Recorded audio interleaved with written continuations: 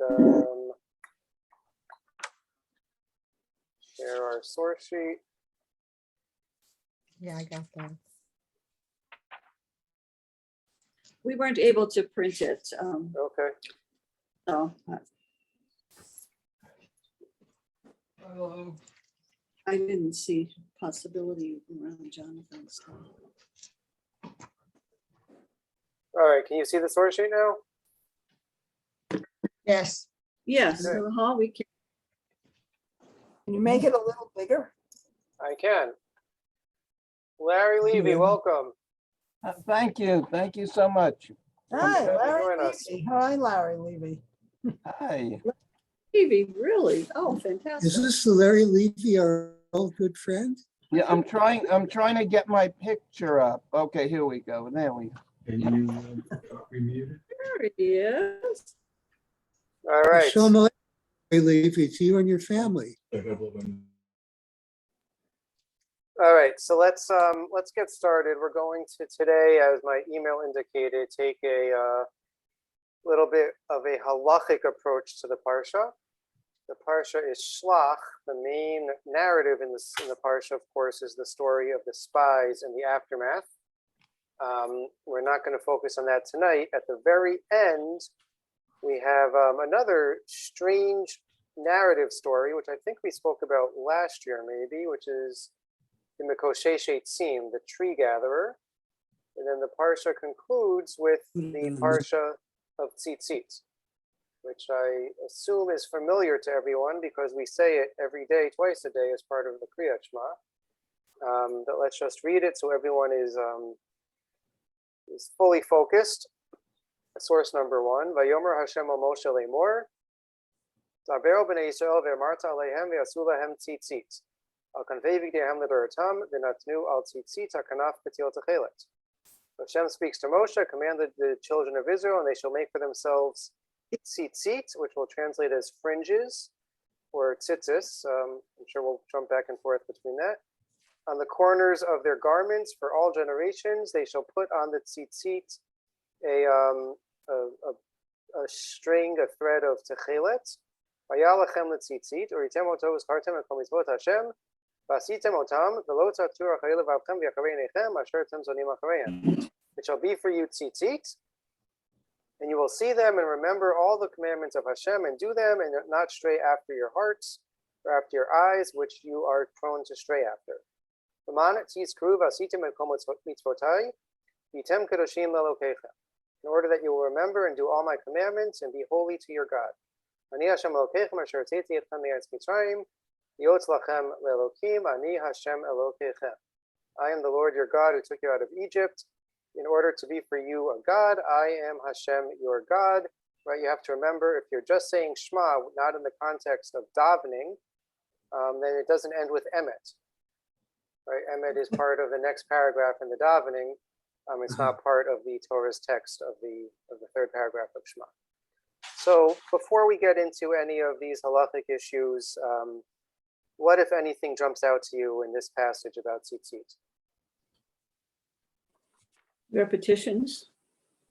The repetition. Say that a little bit more. The word tzitzit, for one Yes, thing. the word certainly appears many times in this short little paragraph.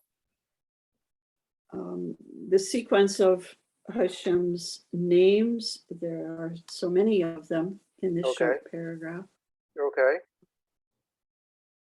And it comes to a punchline at the end, It's really very powerful ending. What's the reason given for this commandment? To recall, to rehearse all the other commandments.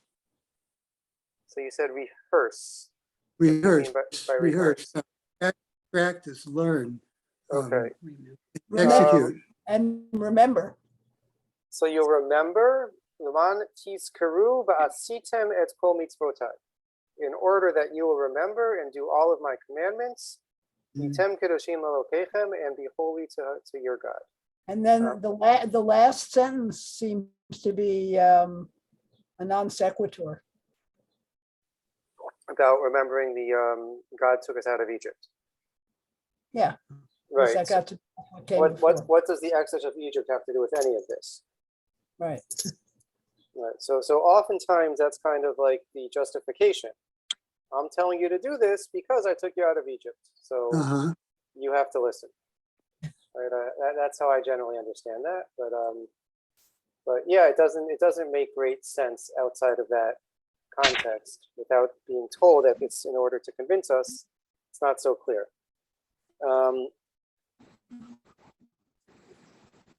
Okay, so the next the mitzvah appears. Sorry, was someone speaking? So we don't follow our Sahara. It says that you're doing this, you have something physical to hold on to and remind you not to follow after your heart or your eyes. Right. So this should be sort of a corrective measure. People are prone to stray, but seeing the tzitzit is an insurance that you won't. Right. You'll see the tzitzit and you won't stray after your heart or after your eyes. Okay, good. The mitzvah appears one more time in Chumash, and that's in source number 2. Gidilim ta'aselach al arba kanfot kisutcha asher tichase ba. You shall make tassels, or again, fringes, tzitzit, on the 4 corners of your garment with which you cover yourself. Okay, so that's all we know about this this mitzvah from the Torah. We have to put it on the corners of our garments. It should have the string of techelet mixed in with it. It causes us to remember the mitzvot and do them, and it prevents us from straying, and it results in our having a status of kedusha, of holiness. Sounds like a pretty good mitzvah, right? Indeed. So before we get into the halachic elements, it's just worth pointing out the Rashi, right? Everyone wants to know, how exactly does tzitzit remind us of all the mitzvot? Right? If you even skip forward to source number, oh no, I don't have it here. The Gemara in Menachot, I didn't put it on the source sheet. I was trying to save paper, and I wound up going one sheet over just because the last page has source sheet created on Sefaria by Elliot Kaplowitz. And that was a whole extra sheet of paper I didn't want to print, wound up printing. So in the interest of saving paper that wasn't saved, I didn't put the Gemara that says that that tzitzit is considered Shelach neged kol Torah kula. Janice, we have you twice and we're getting a feedback. Yeah, Janice, we're trying to fix it. Okay. I'm just going to mute one of you. Okay. Thank you. Sure. We still got it. Yeah, I'm trying to.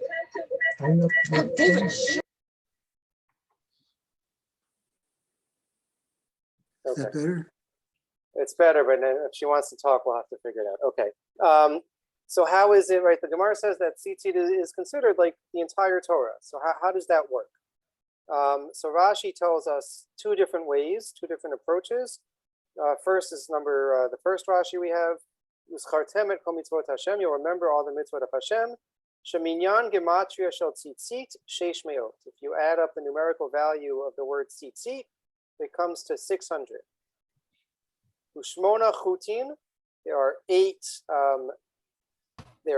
strings. Chamisha ksharim, and 5 knots. 600 plus 8 plus 5 equals 613. 613. Harei taryag. So that's how we get to 613. That's why tzitzit is considered like all of the mitzvot, or helps us to remember to do all the mitzvot. A second approach that Rashi gives us, Lama ne'amar yetziat mitzrayim, anihu sheivchan, no. Okay. Oh, sorry. The second line in that second Rashi, Yisodo from Rabbi Moshe Hadarshan Hetakti. So from Rabbi Moshe Hadarshan, who was one of Rashi's teachers, he says, Lama nismecha parshat mikoshesh the parshat avodah zara. Why is the story of the Mikoshesh Eitzim connected to, I think I cut this off a little bit early in the Hebrew, connected to the to avoid the prohibition against idolatry. The story of the tree gatherer was someone who was Mechalel Shabbos, who desecrated Shabbos. So that teaches that anyone who desecrates Shabbos is as if they've committed idolatry. Right, and Avodah Zarah is considered opposite or of equal weight with all the mitzvot. And then Rashi continues. I cut it off in the English. So too, the parsha of Tzitzit is connected to the Mikoshesh to teach us that this also is considered like all of the mitzvot. Okay, so we have some. I know, I'm not sure anyone takes these literally, but certainly an attempt to prioritize and make us very sensitive and very attuned to this mitzvah of tzitzit. And now I want to get into one specific halachic issue, which is the question of women and tzitzit. Should women wear tzitzit? Before we get into any sources, what are some initial thoughts on the question?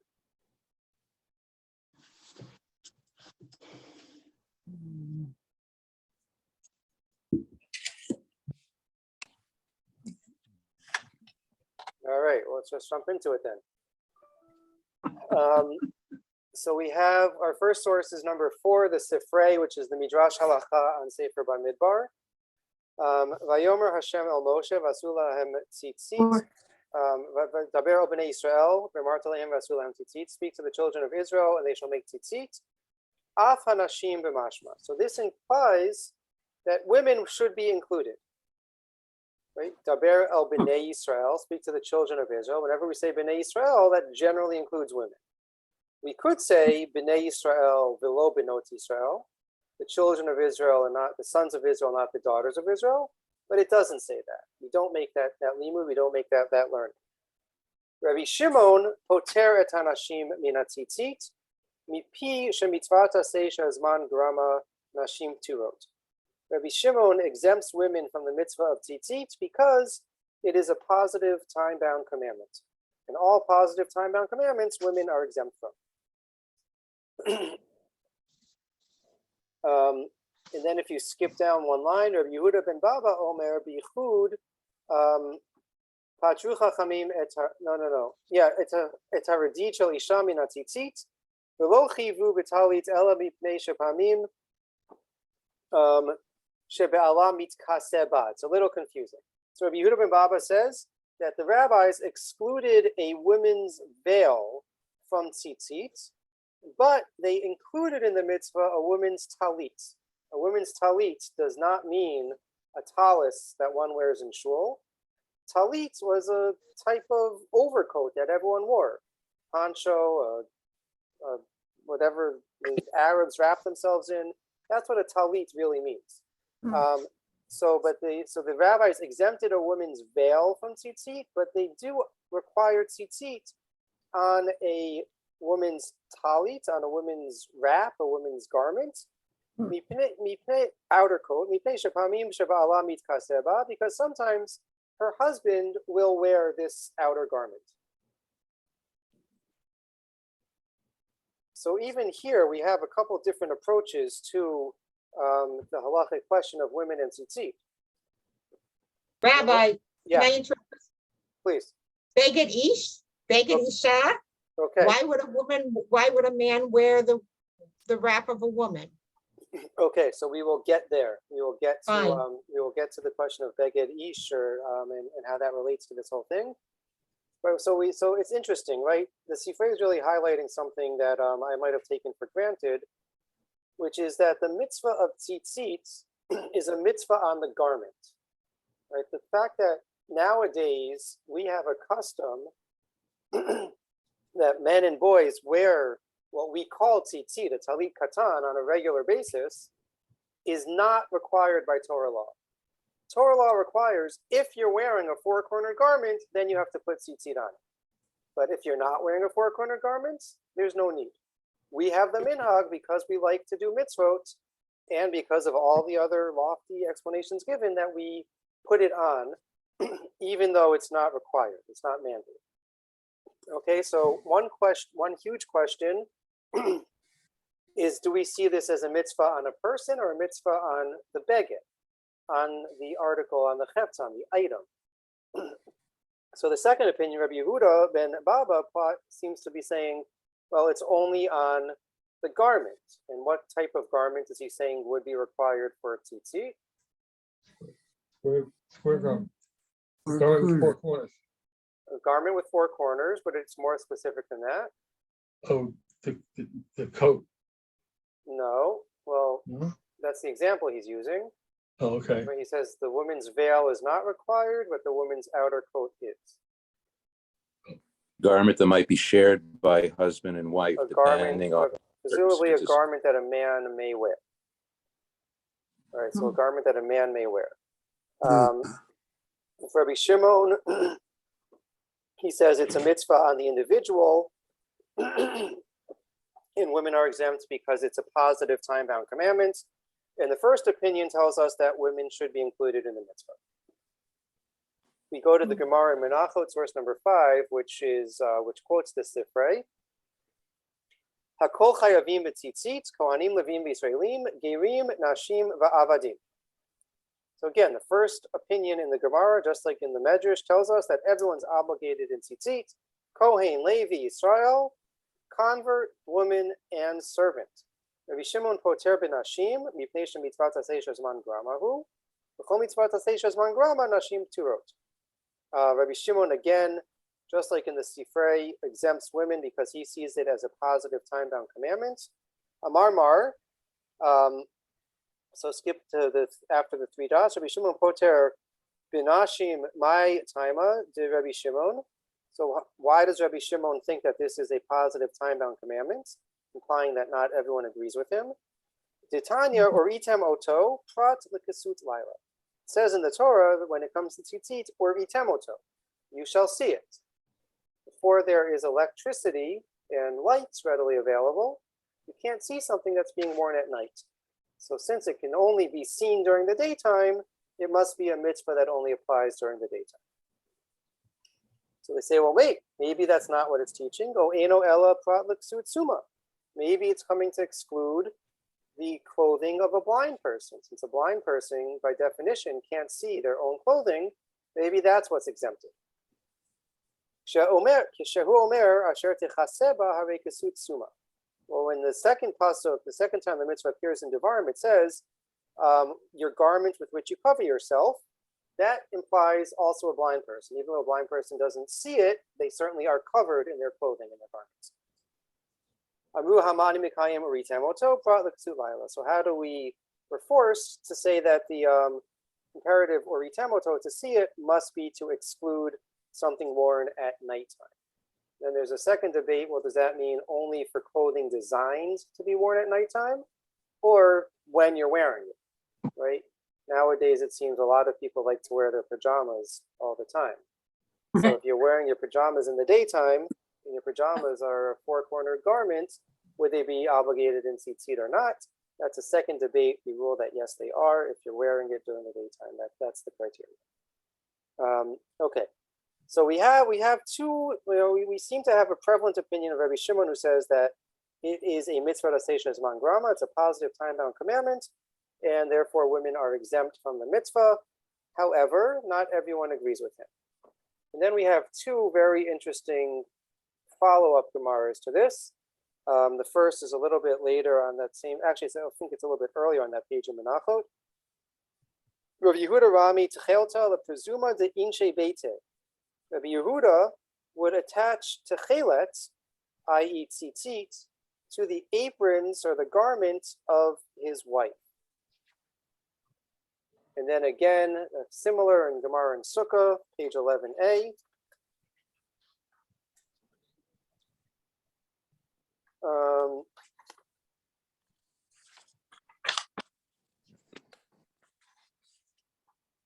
He had Rav Amram Chasida Rama, the last line in that Gemara. He had Rav Amram Chasida Rama Techelta leParzuma de Inashe Beite. We also have record of Rav Amram Chasida would attach techelet, would attach tzitzit to the apron or the garment of his wife as well. So what's going on? Why does the Gemara tell us that these two rabbis put tzitzit on their wives' garments?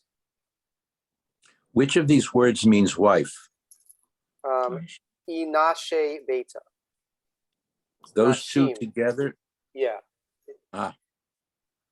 So for the women of The women of the house. the house, Yeah. the aprons or garments that they wore would have it. Correct. Right. It's presumably, it seems to be a specifically feminine garment. It's something that only the wife would wear, so we wouldn't have that question of, well, maybe it's her raincoat that he's borrowing from time to time. It seems to be something that's unique to the wife. That he would not borrow because he would be guilty of cross-dressing, which is forbidden. Right. Presumably. Or is it a garment which he could wear, but if he wears it, certainly during the day, it has to have, because it's four corners, it has to have Okay, so good. tzitzit. So one possibility is that the And you're reason not going to that these- require that it be removed. Good. So one possibility is that maybe these rabbis did help out their wives in the kitchen, and there was occasion when they would put on an apron or whatever this garment is, presuma, and therefore they did it as a insurance in case I ever am in a situation where I'm wearing this thing in the daytime, I want to have it on. That's certainly one possibility. Rashi gives another possibility. Source number 7. Litalit ishto dekasavar laila zman tzitzitu or item oto prat lekitsu suma aval kasu laila chayav v'havya mitzvah aseh shelo hazman grama v'nashim chayavot. So he does not learn like the Sifrei or like the Gemara Menachot. He says that or item oto comes to exclude the garment of a blind person, and since it comes to exclude the garment of a blind person, he does not accept Rabbi Shimon's position that tzitzit is a time-bound mitzvah. Tzitzit is equally applicable according to this opinion, both in daytime and in nighttime. And since there is no time frame for associated, women are equally as obligated as men, according to Rashi's understanding. Everyone got that? Okay, so Rashi is telling us that these rabbis reject the approach that it's a mitzvah aseh zman grama, and that women are fully obligated.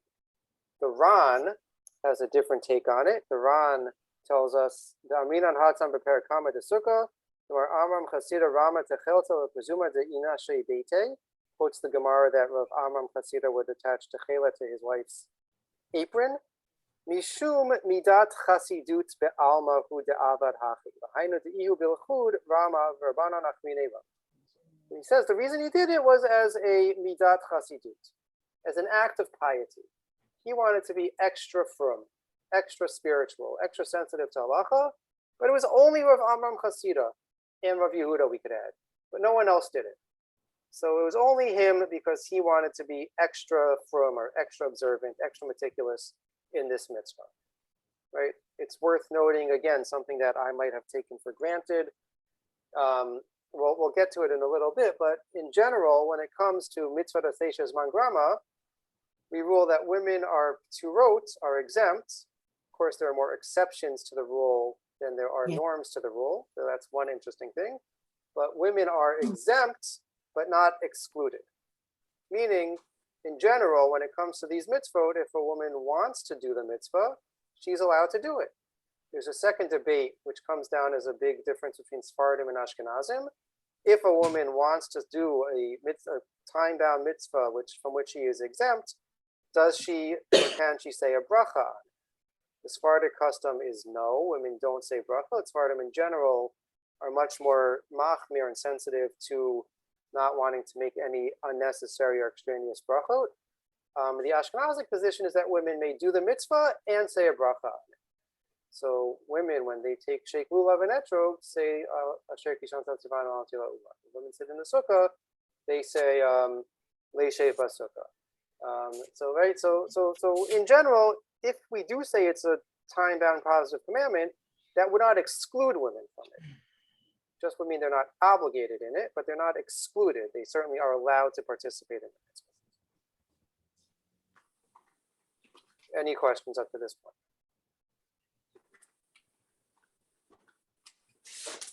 So there's two additional halachic concerns that get raised specifically in the context of Sukkot, of Tzitzit. Let's just first see, the Shulchan Aruch introduces one of them. We're going to go out of order, so you'll bear with me for a second. The Shulchan Aruch rules in source number 9. Nashim v'avadim turim mipnei shehi mitzvat aseh shezman grama. Women and servants are exempt from the mitzvah of tzitzit because it's a positive time-bound commandment. Seems to be poskening straightforward, like Rabbi Shimon. The Rama adds, "Mikol makom im rotzim le'atfo ulevarech alav rashut biyadam." If a woman or a servant wants to, they're certainly allowed to. Kimo b'shar mitzvot aseh shezman grama, just like all other positive time-bound commandments. Ach mechzei ki yehura, but it appears like yuhara, which means religious one-upmanship, religious arrogance.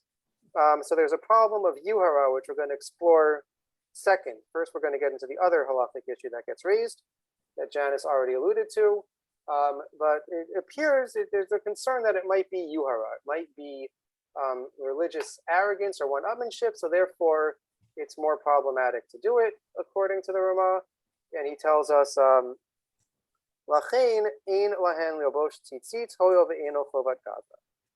therefore, they should not wear tzitzit, since it's not an obligation on an individual. There's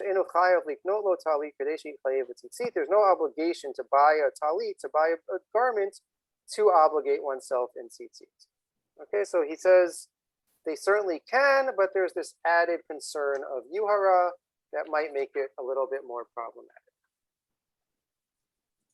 The Rambam also tells us, Nashim vavadim uktanim turim min hatzitzit, or in source number 10, women, servants, and minors are exempt from tzitzit, according from the Torah perspective. Midivrei sofim shekol katan sheyodeh litatef chayav b'tzitzit. From the rabbis, a katan, a minor, a boy not yet of bar mitzvah age, is obligated in tzitzit kedei lechancho b'mitzvot, in order to educate him and train him to do the mitzvot. Nashim vavadim shoratzu litatef b'tzitzit mitatfot below bracha. And women and servants who want to wrap themselves in tzitzit may do so without a bracha. V'chein b'shar mitzvot aseh nashim turot mehen imratu lasot otan below bracha ein memachin biyadan. Similarly, with all other positive time-bound commandments that women are exempt from, if they want to do it, they can do it without a bracha. Okay, so everyone seems to say that, halachically speaking, tzitzit is we seem to rule like Rabbi Shimon, it's a positive time-bound commandment, and therefore they're not obligated in it, but they certainly are allowed to do it if they would like to do it. Adkan, the first sort of baseline halacha. Now we have to add to the mix two other concerns. We mentioned yuhara, which we'll come to in a few minutes. The first concern we're going to explore is the concern Janice mentioned of kli gever. Right? Generally, we translate it as the prohibition against cross-dressing.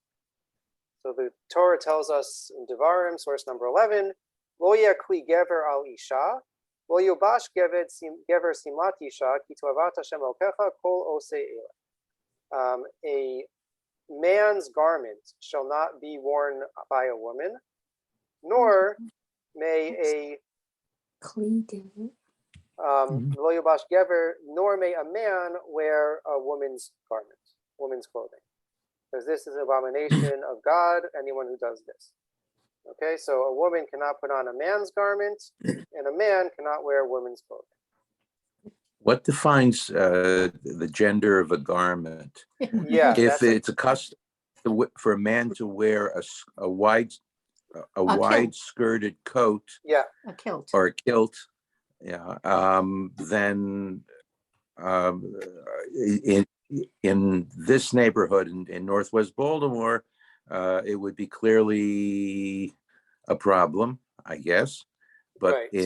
in parts of Scotland, it wouldn't be. Right. So almost everyone, I don't want to say everyone, but there are certainly sectors of the Orthodox world that feel all dress codes stopped in 18th or 19th century Eastern Europe. But almost everyone understands that there has to be some societal elements to defining this. Right. So that's one of the big questions, hasn't been such an issue, but when I was the rabbi at Brandeis, I would get at least 10 questions a year from young women who wanted to know about what's the deal with women wearing pants, and do they have to wear skirts all the time, right? So almost everyone agrees that there's certainly a societal definition. And putting aside, I have no issue with women wearing pants, for the record. But putting aside the questions of tzniut, of is there any immodesty, and sometimes skirts are much more immodest than pants. Certainly in our day and age, you can't make a claim that women don't wear pants. I was just with Oshra in Target. There's a lot of women's pants being sold. So certainly there is a societal element, and maybe it would be a problem for a man in Baltimore to put on a skirt or a kilt, but in Ireland it would be okay, right? So in Scotland it'll be okay. So there is a societal element, and we'll sort of touch on that a little bit in one of the sources. But quite interesting is the Targum Yerushalmi. The Targum is a translation of the Chumash into Aramaic. So the Targum Yerushalmi says on this pasuk, "Lo yeguyin de tzitzit utfilin tehenun tikune gever al ita." Says specifically that talis, tzitzit, and tefillin should not be worn by a woman because these are men's clothing. These are men's articles. Okay, so interesting that that's where the Targum Yerushalmi, again, not a halachic source, but that's where the Targum Yerushalmi takes it. And so that's quite interesting. The Levush is the first, the Levush comments on the Shulchan Aruch. And the Shulchan Aruch says that women are exempt, they don't wear it. But if they want to, they can. The Levush says, "Kevan delo chayva haTorah ela simat ish, he'achtit chayva isha atzma b'davar sheyesh bo needs nud avera, tahainu simat gever." The Torah only obligates a did I not skip? Sorry. No, 13, number 13. Only males. Yeah, the Torah only obligates tzitzit for male clothing. So therefore, it would be problematic for a woman to wear it because then she would be transgressing this prohibition against male attire. He seems to think that the tzitzit itself is, right, the tassels might be considered men's clothing. Right, whatever you put it on, even if you put it on a dress, even if you put it on an apron, the fact that it's tzitzit, that it has the fringes, that might be what is the men's clothing. Rav Moshe Feinstein thinks very differently. Gam al tzitzit shayach li'isha shetirtze li'obosh beged sheyeh b'tzura acheret mibigdei anashim. Aval yeh b'dal knafot u'latil bo tzitzit u'lachayim mitvazel. Says there's no problem with women fulfilling the mitzvah of tzitzit. How should they do it to avoid this other consideration of kli gever? Is they should have a specially shaped, something that's clearly feminine. Robert will say, well, how do we know what's feminine? I don't know exactly. He thinks in the shape of it, maybe should be more fitted or more curved. I don't know, something that makes it clear that this is a garment made for a woman. And if the garment is made for a woman, then attaching tzitzit at the end of it is not problematic at all. Reb Zalman Nechemia Goldberg disagrees strongly with Moshe. Tilei tzitzit atzmam yesh makom la'osram li'isha mishum lo yeh kli gever. Amnam ein ze isur barur val talit pashut she'asur. So he says putting fringes, tzitzit, on a garment, we could say that it's an issue related to kli gever, but it's not so clear that that's prohibited. But to wear a talis, and here he means a prayer shawl, a talis that we wear in shul, a talis is certainly forbidden because a talis is defined as a man's clothing, according to Zalman Nechemia Goldberg.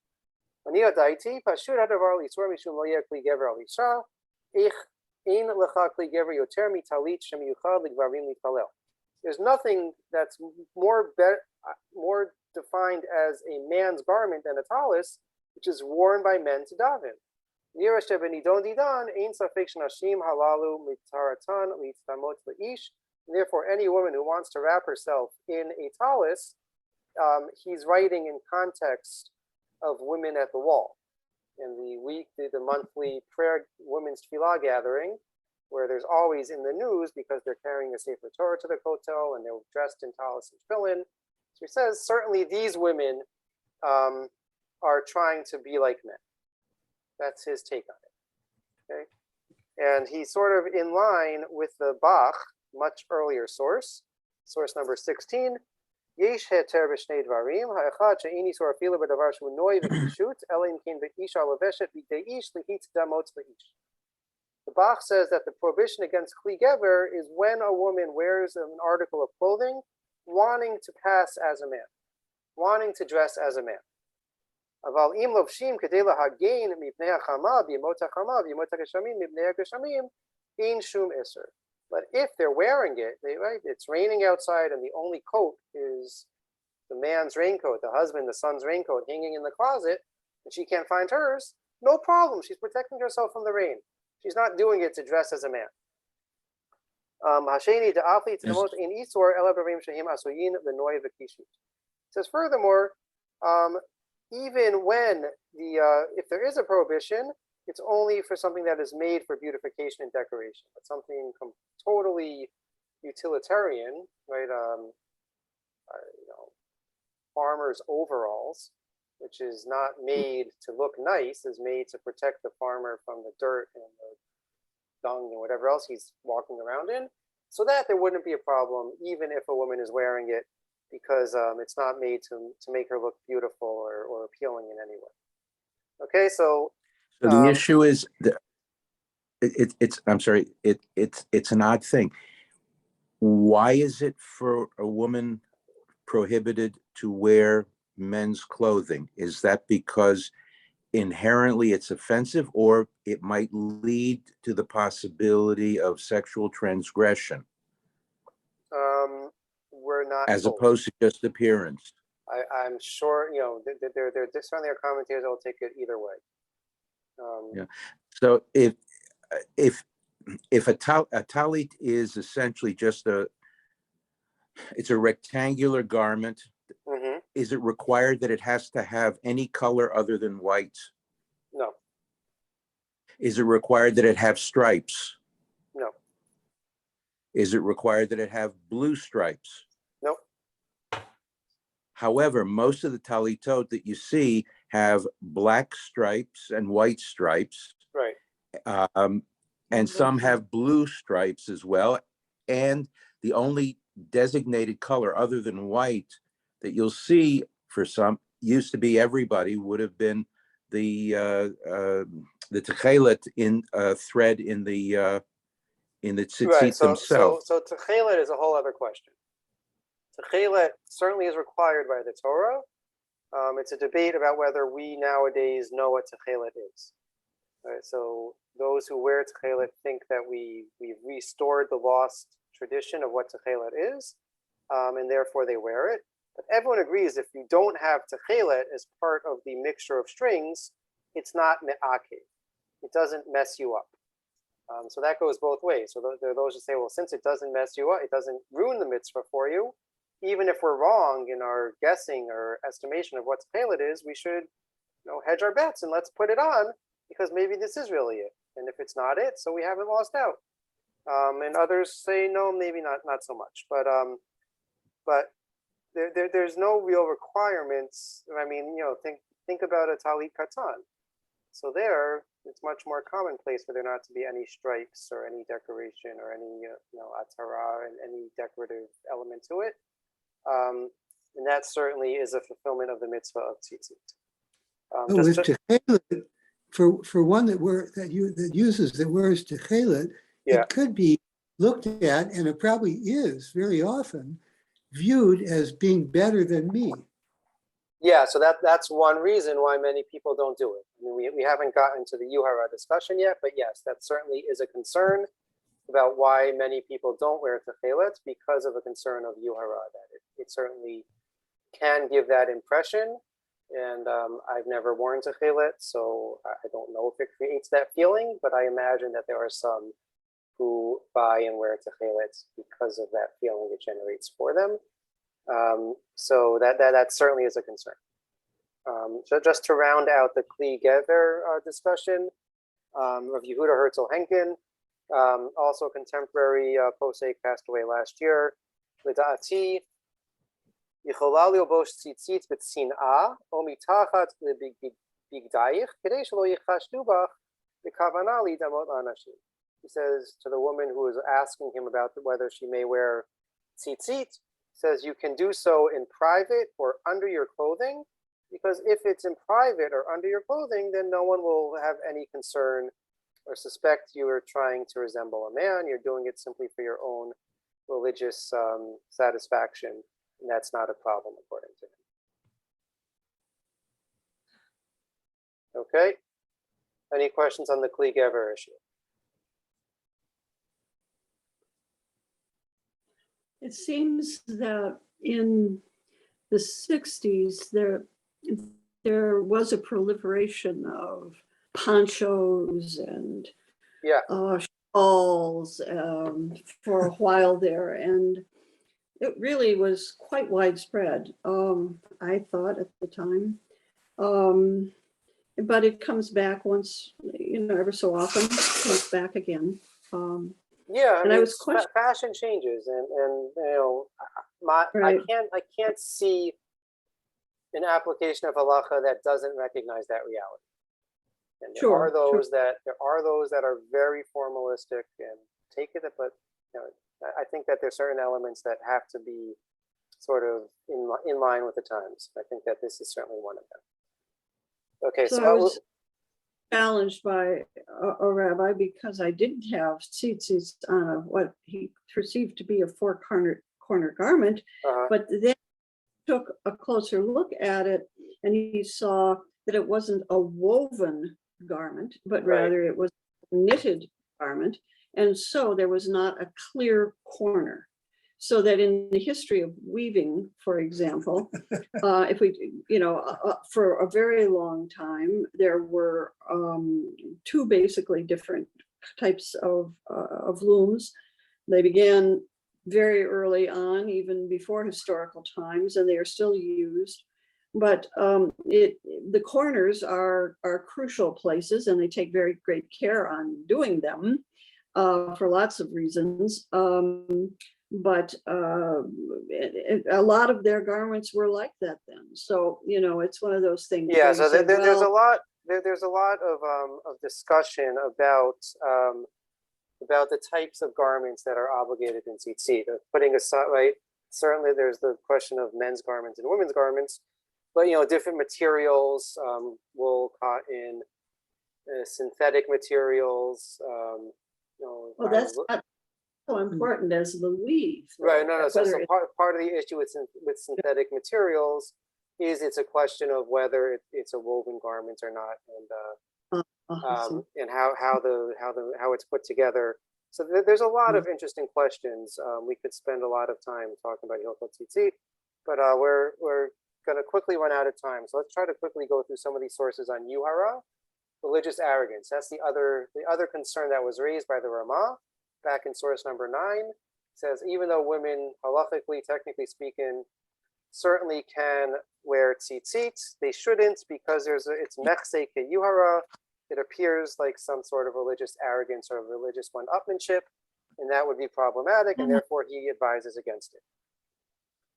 So the Abud Raham defines for us in source number 18 what this concern of yuhara is. Kol davar she'ein adam mechuyav bo oseh oto birabim b'midat chasidut v'chol ha'am einam osim oto hu mitchaze keyuhara. Yuhara is defined according to this as anything that a person is not obligated to do, and they do it publicly in an act and a manner of piety. Okay, so they're like Arthur said, like they're really trying to show how frum they are, and we've all seen this happen in various places in various ways.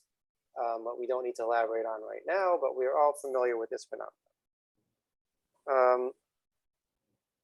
So there's a general question when it comes, right, if it's doing something that you're exempt, that you're not obligated to do, so how could it be that we ruled that women are allowed to do any mitzvah seishas mangrama?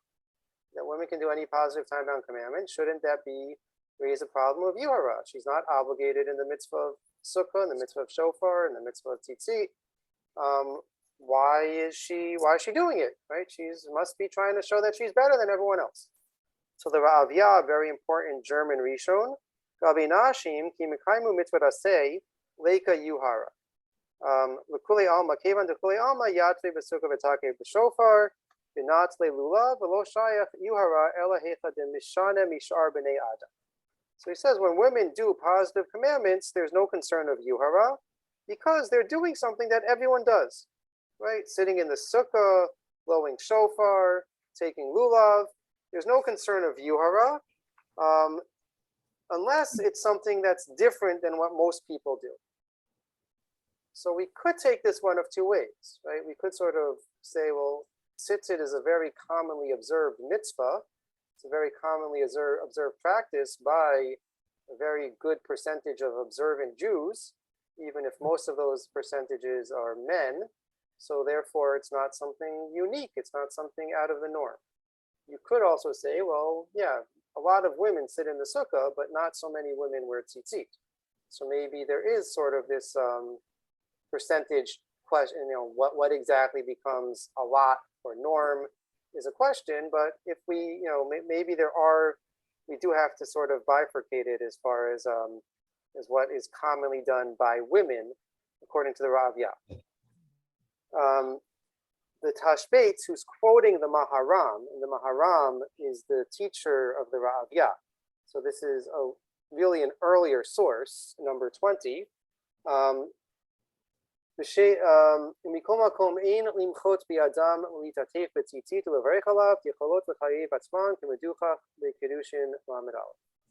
you should not prevent women from wrapping themselves in tzitzit and reciting a bracha because they can obligate themselves in it.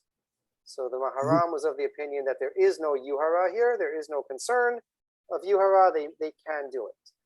It is an interesting question when he says yicholot l'chayev atzman, that they can obligate themselves. Does that mean obligate themselves in a regular basis, right? That maybe it would require taking some sort of neder or shvua that I'm going to do this mitzvah, and then they're fully obligated in it? Or does it mean on a one-time thing to say the mitzvah of asher kichanim z'tavtzivanu litatef b'tzitzit, that would be what he means by obligating themselves, that they can do the mitzvah if they want to do the mitzvah. It's unclear from this source, but it could go either way there.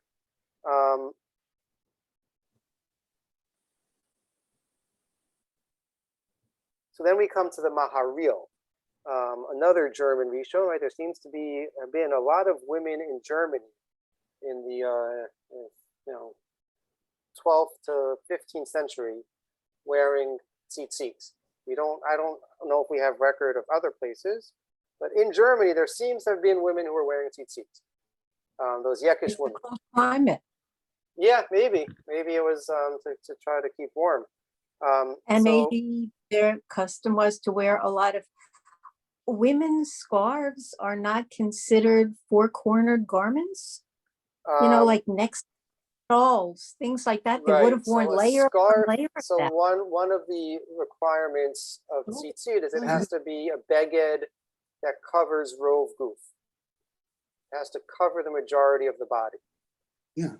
So a scarf might not cover, right? Men who wear a scarf in the winter don't put tzitzit on it because a scarf isn't large enough to cover, most of your body. A shawl might be. But right. Or those wraparound skirts. Certainly we can think of lots of women four-cornered garments. So anyway, the Maharil says, we'll do the first one in Hebrew and then we'll do the second one in English because we're quickly running out of time. Amar delo nikir be'inav ma sheish nashim machnisot atzman l'chiyuv tzitzit. The Maharil does not like that there are women who are obligating themselves in tzitzit. Shalulo mipnei ma eno moche biyad harabanit marat bruna. So there was a certain Rebbitzin Bruna, who was wearing tzitzit. And so they say to the Maharil, well, why don't you stop her if you think it's inappropriate? Shinicha b'chol eit talit katan. She wore a talit katan all the time. The Heishiv Shema Eina Makshevet. He said, like any good rabbi, she's not going to listen to me. So there's no point in me telling her not to. Right? I'm not going to make, it's not going to make any difference. Mutavshu Shogin, volume is eating. We have a principle. It's better if the Jews are going to sin anyway, better it should be on a shogeg, it should be unintentional rather than point out their mistake. And if they continue to sin, it becomes intentional. That's interesting. So why does the Maharil think that this Rebbitzin Bruna should not have been wearing a talit katan tzitzit? Next source, we'll just again read the English. It further seems to me that the mitzvah of tzitzit is not like other mitzvot that are obligations incumbent on the individual. Rather, tzitzit, even though we consider it an obligation incumbent on the individual, applies specifically to one who has a four-cornered garment. But one is not obligated to purchase a four-cornered garment. Rather, it is a mitzvah to enter a situation in which one is obligated, as we learned from Moshe Rabbeinu. We could skip this example. Women, why should they do this? Since in the end, they are not obligated. Even though I have seen women with four-cornered garments with tzitzit, and even today there is one in our neighborhood, that same Rebbitzin Bruna, presumably, it appears that they cause astonishment at their behavior, and it is considered spiritual conceit, yuhara, and they are called ignoramuses. Whoever is exempt from, whoever is exempt from something and nevertheless performs it is called a hedyut. Okay, so he's really not happy with women wearing it. He says it's a concern of yuhara, it's a concern of religious arrogance or conceit.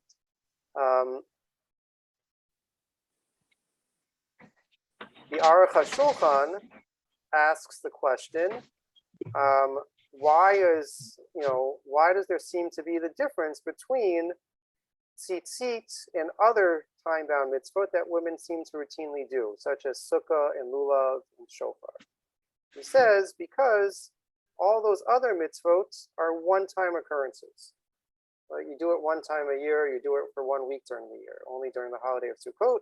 But something that is ongoing and done on a daily basis, that would be a more severe problem of yuhara, or trying to pass oneself off as being, acting like a man. And so that's how he explains the distinction in practice, even if, again, the textual background seems to not indicate that there should be a distinction. That's the distinction he makes. And we already saw Rav Moshe Feinstein, Rav Zalman Nechemia Goldberg. Rav Moshe says that women can wear tzitzit if it is on a garment special for them, somehow obvious to all that it is a woman's garment and not a man's garment. If it's obvious, that is only if her soul desires to fulfill mitzvot, even when she is not commanded. And Rav Zalman Nechemia Goldberg feels exactly the opposite. He's very unhappy with women who wear tzitzit. So as with most cases, I don't know that we have a clear answer to any of this.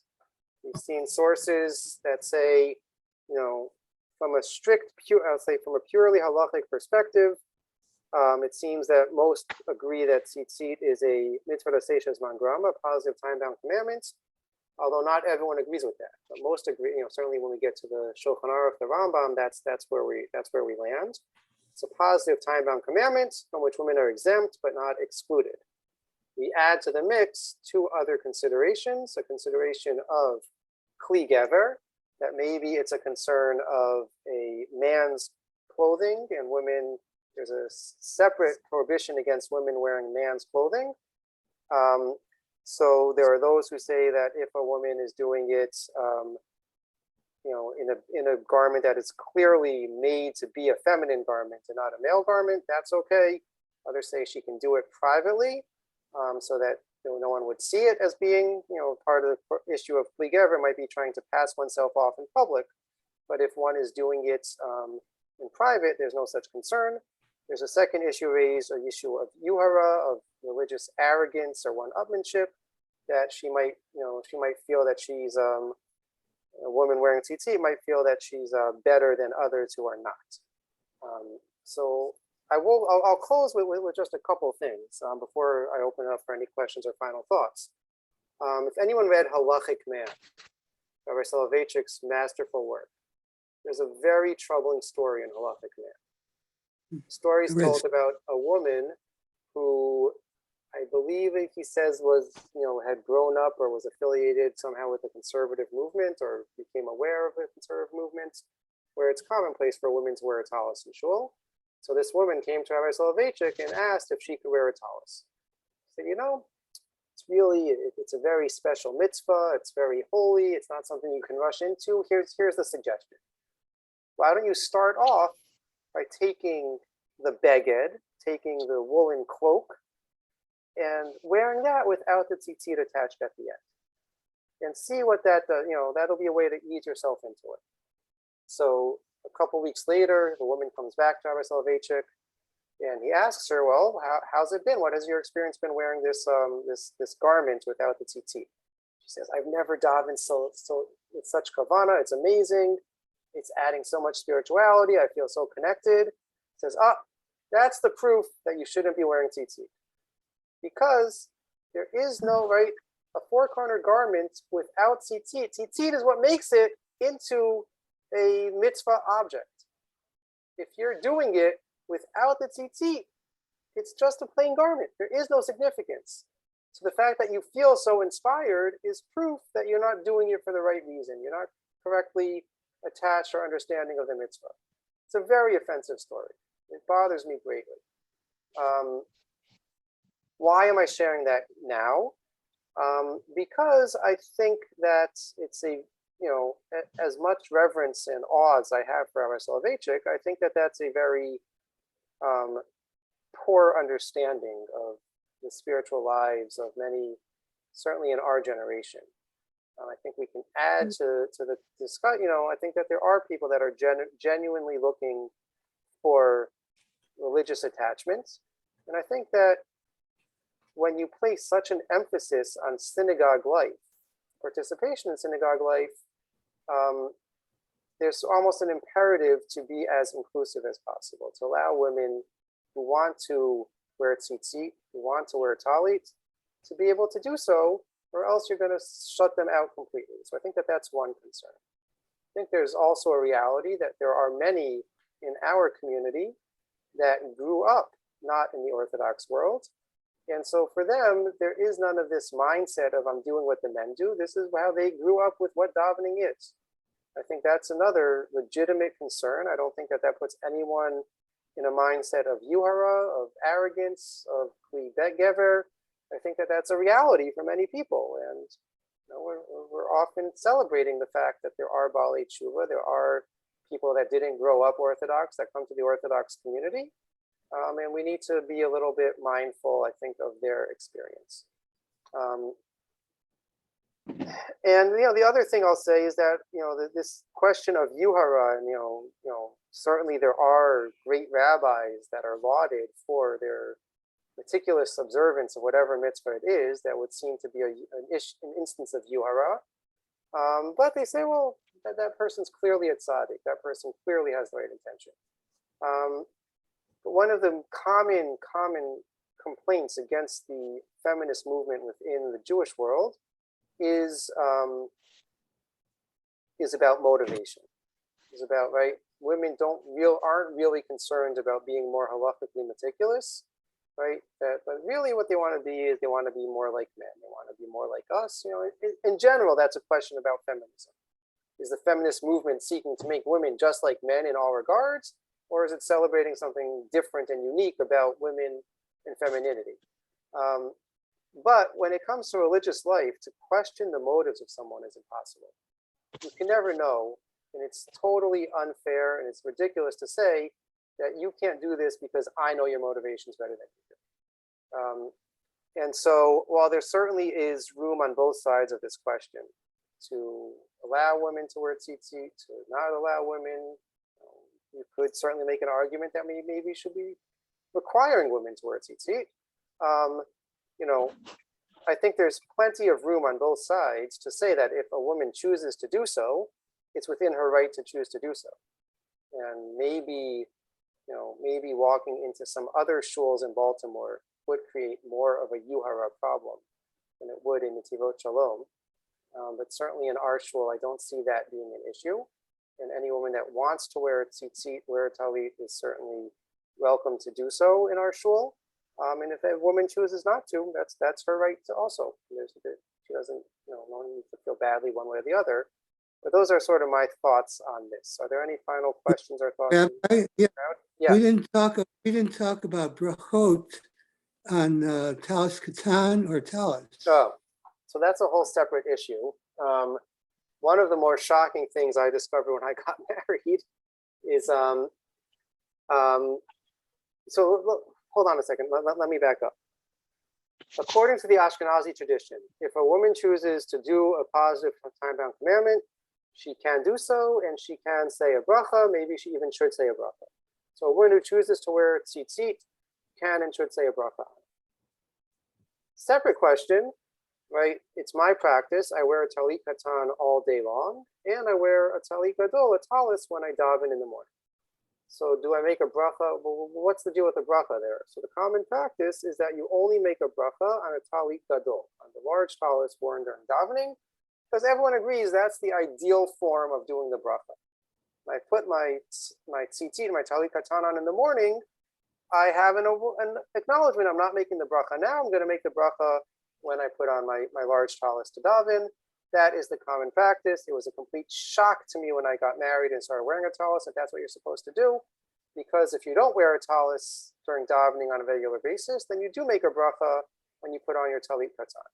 So presumably the same thing would apply for a woman. If a woman only wears a talit katan because she wants to keep it private, she doesn't want others to see her, or whatever reason, then she's not, could make it, if a woman chooses, maybe only married women wear talit gadol. So if a woman was only wearing a talit katan, presumably she would say the bracha on that. If she's wearing a talit gadol and davening, then she should make the bracha on that. That was a very quick answer. It's a very important question. Thank you. Yeah. All right. Next week, I plan on teaching the class on Tuesday night. There's an important caveat to that. It's the day that I drive the kids up to camp. So as I told you last year when we were at camp, it's dependent on the Wi-Fi at camp. Hopefully it will be working okay. I'll have everything set up well before 8 o'clock, and we'll be able to meet and learn together without a problem. If there is a problem, I will certainly be able to send emails, because that I can do generally with just my cell phone signal. I'll send an email to let you know that we're going to have to reschedule because of technical issues. But I'm planning on teaching next week from camp, and I'll bring some of the mountain air over the Zoom waves to all of you, just as Anna and Arthur are doing for us this week.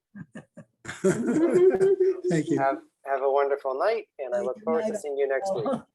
Thank you. Thank you, Okay. Yeshikov. Thank you, Lila Tov. Thank you so much, Roma. Great to see you, Larry. It's been a pleasure seeing you all. Thank you.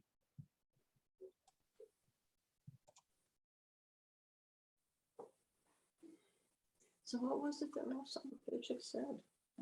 Oh, Soloveitchik said to the woman, Have a good week. no. Stay safe.